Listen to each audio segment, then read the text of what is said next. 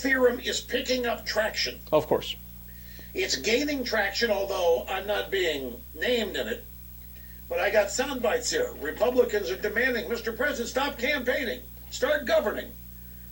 The Limbaugh theorem is, I'll tell you how I arrived at it. There's a lot of things that have never made sense to me. How is it that Obama wins elections and has massive public approval when everybody disagrees with his agenda? Because they don't disagree with his agenda. The majority disagree with his agenda. But they don't. The majority think the country's headed in the wrong direction, and yet he wins election and is a positive approval number. How's this happen?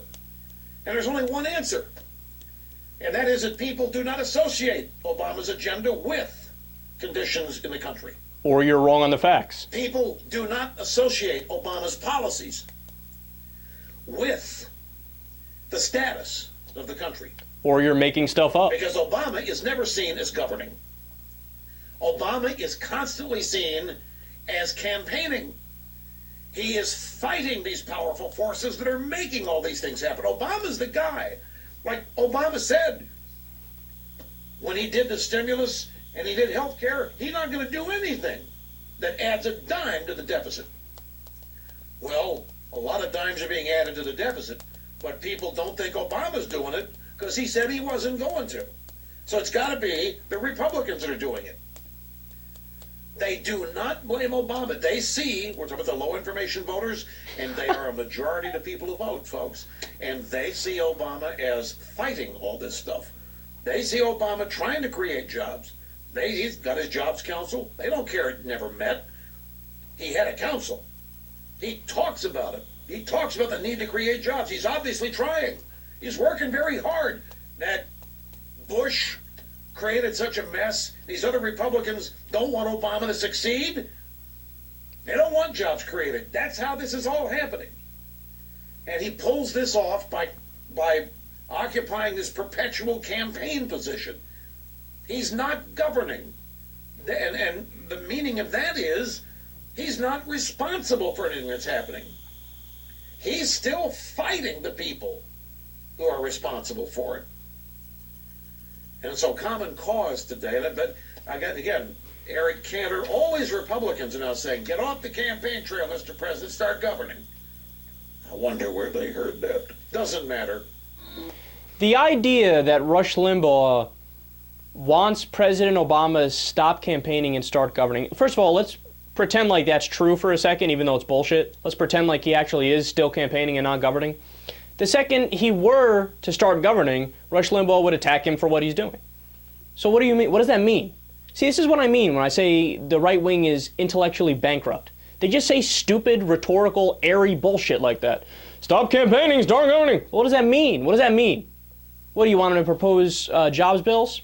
Well, he did propose jobs bills. I love that. He just makes stuff up. Oh, yeah, you know, he says he wants to create jobs, but he doesn't try to create jobs. He doesn't do anything about with his policies. That is exactly incorrect.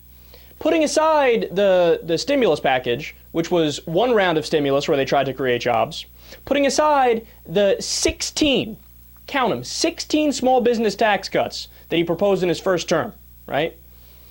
How about the American Jobs Act, which would have created over 1 million jobs, according to objective sources like Moody's, who did the research and calculated what was going to happen, right? But all the Republicans voted against it. Look, again, Rush Limbaugh's one of those guys where everything he says is false. So let's even talk about the deficit, where he goes, oh, yeah, he said he doesn't want to add to the deficit, but he's adding to the deficit. Well, wait a second. Let's actually look at the numbers here. So the Democrats passed a law called PAYGO. PAYGO means pay as you go. You know who repealed that law? George W. Bush, when he ran up the tremendous $12 trillion national debt that Rush Limbaugh didn't give a fuck about when it was George Bush's debt, right? So Clinton had PAYGO, George W. Bush repealed it, Barack Obama put it back in place.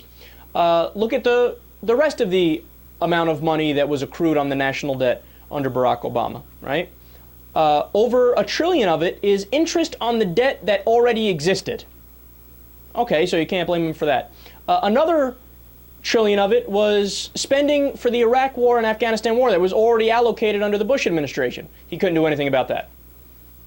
In fact, the only adding to the national debt under Barack Obama is his embracing of Republican policies, the Bush tax cuts, right?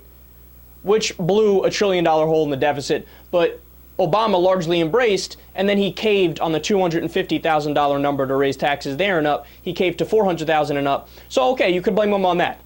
So, the only problem with Obama is when he embraces Republican policies, which are the ones that your dumbass likes, Rush Limbaugh. And then furthermore, I love the idea of Rush Limbaugh talking about low information voters. See, in Rush Limbaugh's mind, a liberal is a low information voter. So ironic. Rush Limbaugh creates low information voters. And that's not my opinion, that's not conjecture, that's fact. They've done studies on this. People who listen to Fox News and talk radio, when you compare them with people who watch other news outlets and people who watch no news, the Fox News and talk radio listeners literally know less than the people who watch nothing.